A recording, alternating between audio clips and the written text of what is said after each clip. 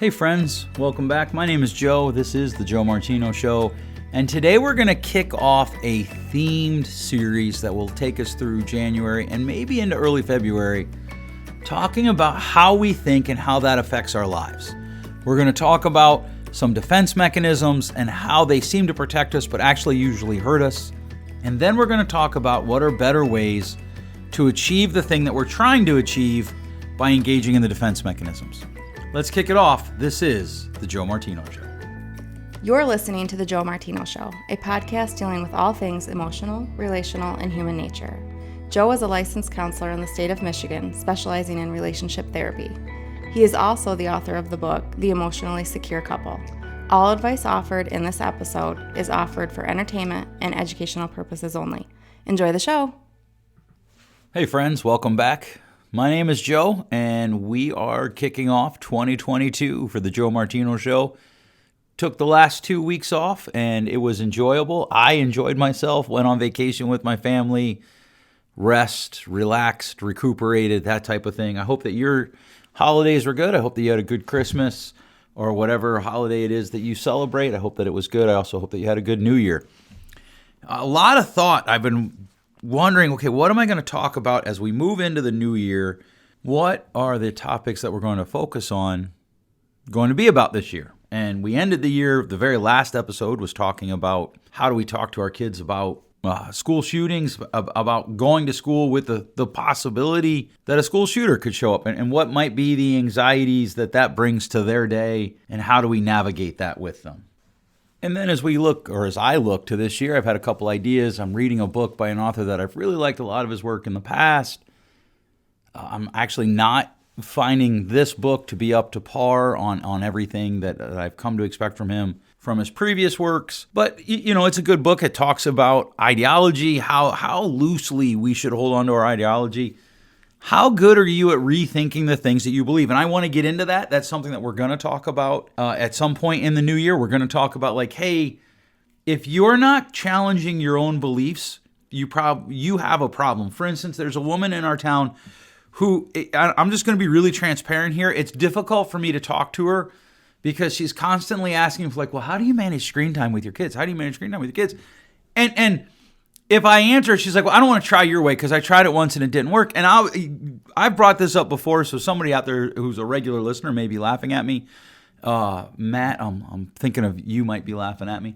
I don't talk to her anymore because I'm tired of her like, okay, well, wait, you haven't actually questioned your own beliefs. You didn't try what you said you tried. You tried it for 3 hours. That's not the same as actually trying it. And this is a difficult thing because one of the things that happens is as we grow, as we age, we tend to hold on to our beliefs in a much more stringent way. We hold on to them almost defensively. This becomes a defense mechanism. That's a key phrase because that's where we're going to spend most of the month of January. And so as a person matures, they tend to be more stringent in their beliefs, and they're not willing to re-question what they believe. And if you're not willing to do that, if you don't spend regular time rethinking some of the things that you hold to be near and dear to you, you're probably not growing the way you should be, and you're probably operating off of bad information. One of the things that is hard for us as a society is we're learning faster. We're consuming more information faster. And not all of the things that we believe to be true yesterday, last week, last year, 2 years ago, 4 years ago, 3 years ago, is actually true. And where this becomes a problem is because as a society, we crave certainty as a way to avoid pain. And when we feel pain, we engage in what is called defense mechanisms. And these defense mechanisms will often work in the beginning to bring us some level of comfort. And we tend to be people, our brain tends to work in a way that as people, we want to make decisions faster. So here's something that is actually often thought to be true, but is not true. I will hear people say, well, I'm smart, therefore I'm good at reading people. Probably not true. I will hear people say, well, I'm smart, so I'm better at understanding, stereotypes don't exist. I'm less likely to be duped. Actually not true on either account. in both situations, the smarter you are, the more likely you are to be duped by bad information, the more likely you are to be caught by stereotypes. That's a reality that we have to accept and then adjust to. And one of the other things is we're no longer really engaging in what I would call logical thinking. We have come to the place where it's more important to feel right than to be right. Often. We'll engage in logical fallacies, and I think there's a lot of reasons for this. I've talked a little bit in the past about the meme culture, right? Memes are typically 2 or 3 sentences trying to discuss very complex topics, and they often engage in fallacious thinking. Is that even a word, fallacious? I hope it is. In other words, they engage in thinking that is not logically sound. In the last 2 years, we've seen a lot of this. We've seen a lot of all or nothing thinking. Occasionally, I go back and listen to old episodes, and I was listening to one from the beginning of COVID and just some of the all or nothing thinking that was going on. I talked about recently how I was at a party, and a friend of mine said it, and then later, after we talked about it, he was like, oh yeah, I guess that's true. Or he said it. He said something that was all or nothing thinking. And so as we engage in these ideas, what we're going to spend in January is we're going to spend some time here over the next probably 4 episodes, maybe 5. We're going to talk about thinking.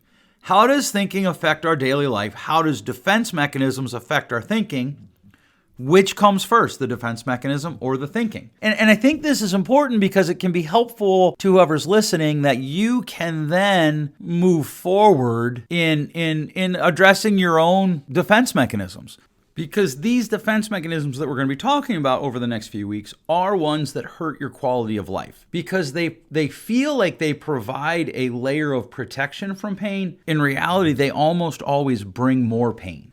And here's what makes defense mechanisms so difficult is in the beginning, when we first encounter them, they provide a service. They provide protection. And so this week, what I want to talk about is cognitive distortions. And I've talked around these numerous times. I don't believe we've ever done an episode where we talked about all of them and how they work as a defense mechanism. So we're just going to start right off the top. And this is just something that I'm going to read to you a sheet that I hand to all my clients whenever we talk about cognitive distortions. Cognitive distortions are irrational thoughts that can influence your emotions. They often do influence your emotions. Everyone experiences cognitive distortions to some degree, but in their more extreme forms, they can be harmful. And this is important. We all will have some of these at some time. And you know how I feel about universals, but we will engage in these at some time. And at some level, it's not a big deal. It's probably not too big a deal until it becomes an extreme or it becomes something that is completely guiding our life. And so the first one that we'll talk about is magnification and minimization. And this is exaggerating or minimizing the importance of events. One might believe that their own achievements are unimportant, or that their mistakes are excessively important. Or you could go the other way on that their mistakes are excessively unimportant.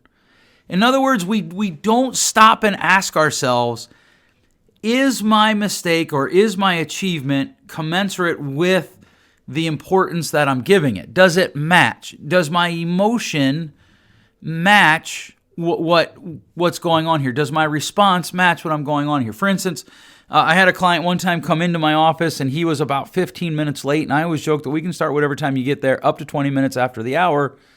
Once we get to 20 minutes, it's too late. But we end on time because our starting is dependent upon what time you get there.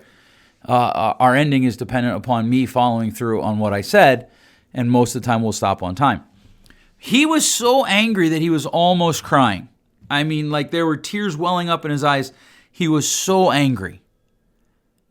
And I said, well, why are you? Well, I hate being late. Okay, well, you've been coming. This was, session number 14 or 15 or half a year or something. And I'm like, how many times have you been late? Never. Okay, well then, is your emotional anger, does it match the importance of being late 15 minutes to this appointment over something you couldn't control? And what happened was he was magnifying this idea that I need to be on time all the time. In fact, what actually was going on was one of the reasons I have worth is because I'm on time all the time, because that's respectful to other people. And if I'm respectful to other people, then they will value me and be respectful to me, trying to avoid pain. But that isn't how it works. And you'll see this with people who have made mistakes in their life. They magnify them to the point where like, well, okay, well, I can never come back for that. Or, well, and you'll even hear people do this to other people like, well, once a cheater, always a cheater. And what they do is they tend to magnify the problems and they minimize any effort made to move forward because it's safer to stay where you're at. I often find with clients that there is this, oh man, what would be the word? There is this struggle to have, there has to be something wrong with me that I can't overcome because then I can justify my mediocre life. And by mediocre, I don't mean like, we all have to have a, billionaire life or we all have to invent the cure for cancer, but there are a lot of people who are not living out their potential, and the defense mechanism that they use is magnification, minimization, because they don't want to get into the nitty-gritty of their life. So if they're using magnification, they'll often minimize their own errors and magnify their mediocre successes. Or they will magnify their errors and minimize their successes. Right. And so a lot of times with clients, one of the things we have to point out to clients is they'll come in and they'll just be discouraged, like, oh man, this happened and that happened. And one thing that a therapist will often have to do is point out like, hey, all of that is true and all of that is frustrating. And think about all the progress that you made this time frame from where you started to where you are now towards your goal. We want things to be in focus. Right. I don't know if you've ever played soccer or coached soccer or watched soccer. One of the things that soccer coaches will do is they will teach their goalies to charge at a guy who has a breakaway or a shooter, a guy with the ball on the other team who's past the defense.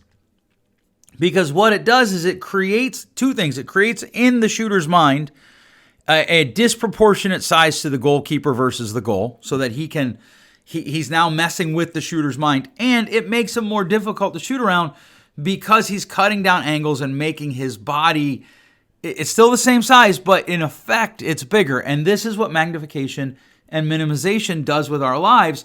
We can make things too big. Okay, well, I had a hard childhood, so I can never be a good parent. Well, that's magnification, my friend. Oh, man. Okay, so yep, you know what? I just left my kids, and I just walked away from them, but they just need to get over that. That's minimization, my friend. Hey, my friend, you're engaged in this activity and it's destructive for you as an adult. Yeah, but that's just something I learned in the culture that I grew up in. Yeah, but that's magnification. You can overcome that. And so magnification and minimization is one of the cognitive distortions that we utilize. And this can be something we can use either positives or negatives to keep ourselves stuck. Catastrophizing. This is a common one. Seeing only the worst possible outcomes of a situation. And what happens is as people engage in catastrophizing thinking, especially in a day and age where safety rules above all, that becomes a very powerful weapon in our mind for us to not go forward. Because why would you go back to school? You might not make it. You might flunk out. Why would you try to write a book? Because you might not get it done. Why would you go on that date? Because they might turn out to be a jerk. I right now I'm talking in a therapeutic way with a person who is in a stage of life where they're lonely. I'm like, well, why don't you go on a date? No, because there's a lot of weirdos out there my age. Yep, that's actually probably true. But can you see positive outcomes? And again, we want to balance this. We want to avoid only seeing positive outcomes. We want to avoid ignoring red flags in situations like that. But a person who catastrophizes, what they do is they feel like they're keeping themselves safe, but they're really not. And that's going to be a theme through this episode when you catastrophize. So I won't let my kids jump on a trampoline because they might break their neck. And I literally know of a situation where this happened where, well, the parents wouldn't let the daughter jump on a trampoline in the snow because she might fall and break her neck.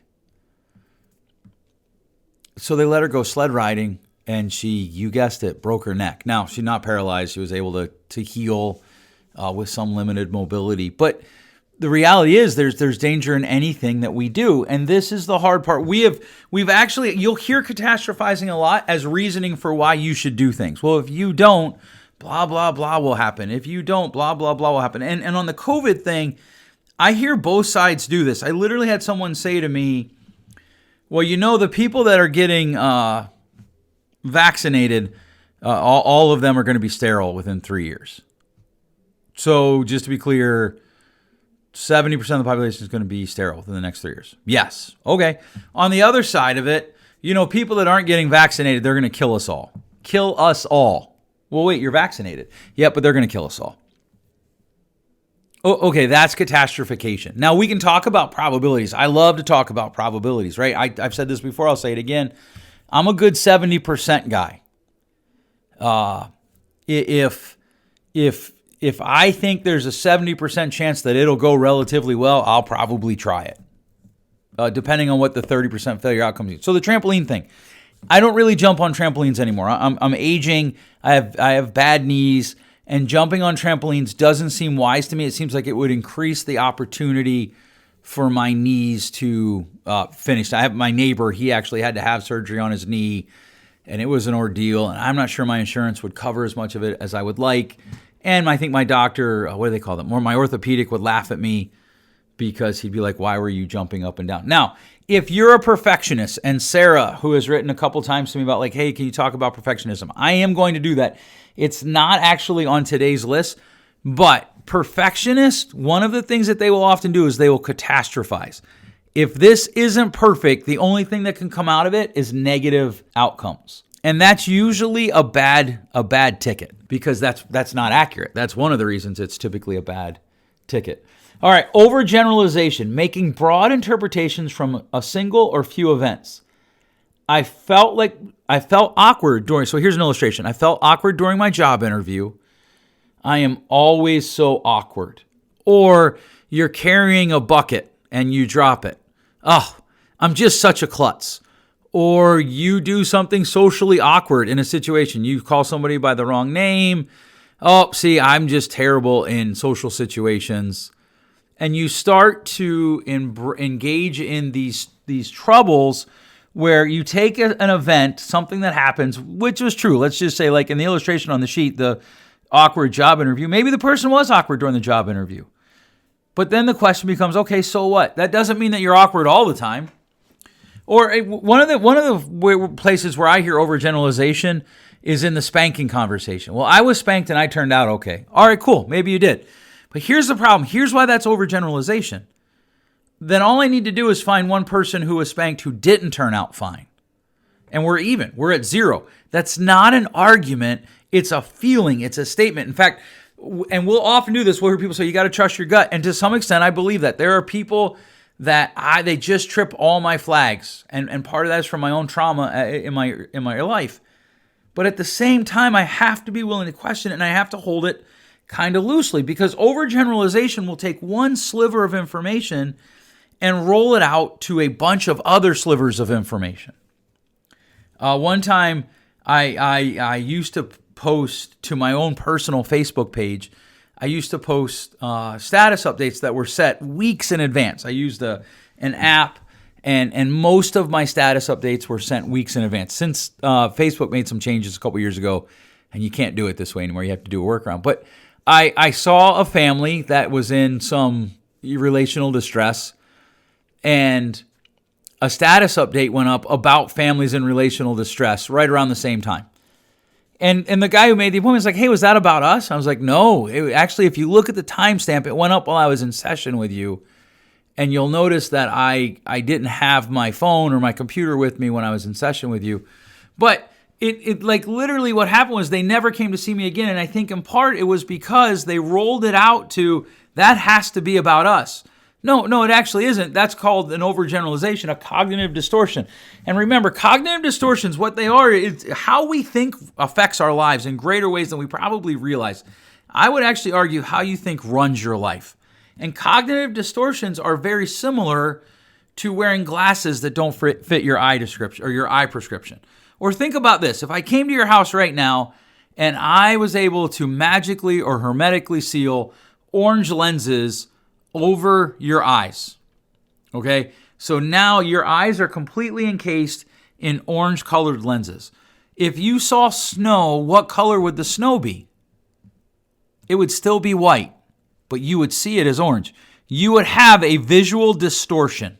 If you've ever been to a circus or a fair or a carnival where they have the mirrors where like you stand in front of one mirror and it looks like there's 7 of you, or you look like you're 8 feet wide or 3 inches thin, those are visual distortions. Cognitive distortions work as visual distortions for our brain. All right, the next cognitive distortion is magical thinking, and this is defined as the belief that acts will influence unrelated situations. The example given in the sheet that I give my clients is, I am a good person, bad things shouldn't happen to me. And this is something that I hear a lot from people, like, well, it shouldn't be this hard. Why is this happening to me? Why do all these bad things always happen to me? That's actually another cognitive distortion, also known as all or nothing thinking, but it starts here with magical thinking of this idea of, because I'm a good person, only good things should happen to me. Or because I try, only success should come my way. Or because I didn't cheat, no one should ever cheat on me. You can tell I work with a lot of couples that are caught in that. It comes up a lot. Or because I wanted it to be good, it should be good. Or because I wanted to do my best, it should have turned out right. That none of those actually track. Magical thinking is when we think something should happen just because. Well, I feel like that's right, so it should be right. Nope, that doesn't make it right. If I feel like 2 plus 2 is 5, that doesn't make 2 plus 2 5. And this is important because what happens is, as you lean into this magical thinking, you tend to let it run. People tend to let it run their lives because what happens is we get rewarded for it. You'll see this regularly in social media, and somebody will come up with a magical thinking meme or statement, and somebody invariably in the first 3 comments will be, ooh, boom, mic drop. Oh. It's dumb. It's dumb. I don't even remember one time a couple years ago, my wife and this guy were in a conversation, and he actually quoted himself and then was like, boom, mic drop. And like, this wasn't even on social media. This was face to face. And he was like, boom, mic drop. And I was like, what are you doing, dude? And so I said, hey, man, have you ever heard of magical thinking as a cognitive distortion? Because you really should look it up. And we went on with our day and it was fine. But magical thinking is this idea that just because I want something to happen, it should happen. Or we'll start to use always and never. Good things never happen to me. I always try my best. No, you don't. No one always. No, Joe, I really do. No, you don't. No, you don't. Right? It's always funny to me when couples come in and they want to talk about sex. Instead, I'll ask them like, hey, let's talk about how you pursue your wife. Because usually, well, no, I don't even know that's true. Let's talk about how you pursue your partner, whichever one it is. Whichever one's like, I don't feel like I'm getting enough sex. How well do you pursue your partner? And invariably, they'll be like, no, I'm not going to do that. Oh, okay. Well, then how will your sex change life? I don't know. We ought to just have sex because I want to. Welcome to magical thinking. Like, she knows I love her because I'm married. Well, she says she won't like that. Well, he wouldn't like that. How do you know? Have you ever tried it? Well, yeah, and they said they didn't like it. Oh, okay. One time? Did you ever try something? And we're like, nope. Because one of the things that we do, remember, we're talking about self-defense mechanisms this month. Maybe this month and into next as I kind of look at the time of this podcast and realize how I've not gotten through as much of the information as I thought I would. We will often say, well, I don't want that because we're afraid if we do, then it's going to be taken away. And so that's painful. And so magical thinking is this idea that because I feel like it should happen. I want my business to succeed, so it should. Or I don't feel like this is operating the way that it should be, so it isn't. And these are things that run. The magical thinking will get us in trouble because it robs us of the responsibility to do. And I've had this happen when I was a teacher. Well, I tried my best, so I should get an A. No, that isn't actually the metric for why you get an A. And that's one of the reasons that I think we have people who really struggle to learn as adults now is because we've raised them in a system where your effort is actually the only metric that we seem to count much. And so what happens is people, one of the things that my college professor friends always complain to me about is how many kids they get that aren't actually able to do good research or good writing when they get to college, so much so that they have to have a non-credit course for it. And my one professor friend was like, and some of these kids are graduating high school with A's or B's. And I agree with them, like, okay, yep, they're caught in magical thinking, but then I'll say to him, well, maybe we need to just overhaul the whole thing. No. No, no, no, no, no. The school system works. Well, why does it work? Well, because I feel like it works. Well, that, my friend, is magical thinking. All right, we're going to do one more and then we're done for today. Personalization, the belief that one is responsible for events outside of their own control. For instance, my mom is always upset. She would be fine if I did more to help her.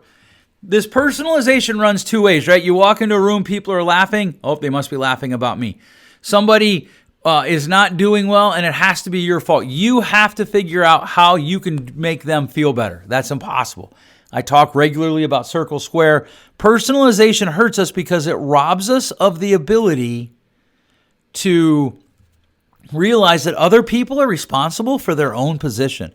They're responsible for their own emotions. They're responsible for their own words. They're responsible for their own reactions.